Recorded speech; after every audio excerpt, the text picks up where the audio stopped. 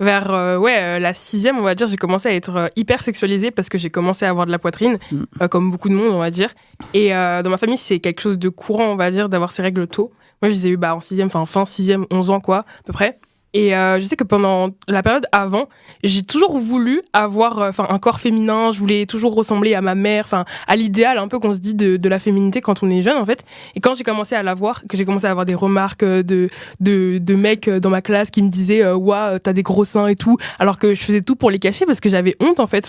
Même des gens dans ma classe, des filles me disaient ouais, j'aurais trop voulu avoir la même poitrine que toi et tout. Tu peux pas m'en donner un peu, des trucs un peu clichés quoi.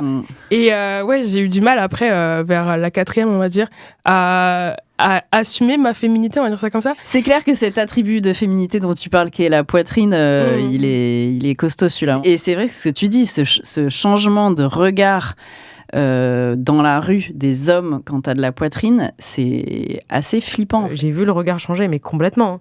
Mais des mecs de 50 ans quoi, dans la rue. Quand t'es en CM2, quoi. J'étais en CM de 6e. Un bébé, quoi. Et CM de 6e, et j'ai toujours fait un peu plus que mon âge. Et par exemple, quand j'avais 15 ans, il y avait vraiment plein de gens, et c'était autant des femmes que des hommes, qui pensaient que j'en avais 18. Et ça n'arrêtait pas. Et c'était l'excuse, tu vois, pour permettre tous les comportements. Je vous ai